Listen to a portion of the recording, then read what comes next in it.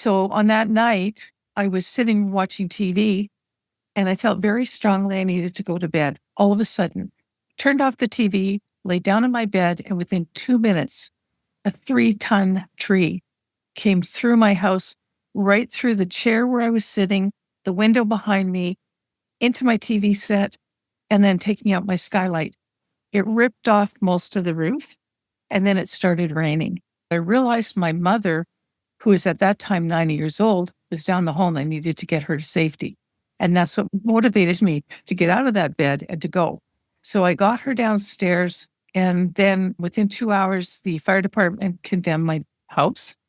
So I got my mother to my neighbors, called my son over, and then we started dealing with all the emergency services from the garage because we couldn't use the house anymore.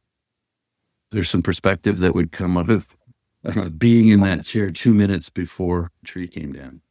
And I think that's what disrupted my life, is because I thought I was safe.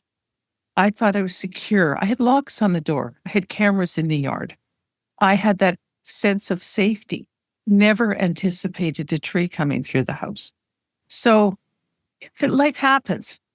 And what you have to do is you have to take what life gives you and you have to process it.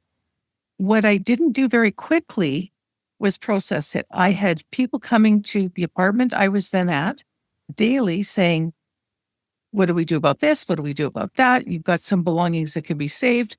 Most of your belongings on the upstairs have to be thrown out. What do we do with this printer that's been smashed? What do we do with this TV that's smashed? All these kind of questions, but they were there constantly over weeks. And I finally went to Calgary, where one of my daughters lives, and stayed with her for 7 weeks because I couldn't take the stress. But that stress compounded until I finally released it.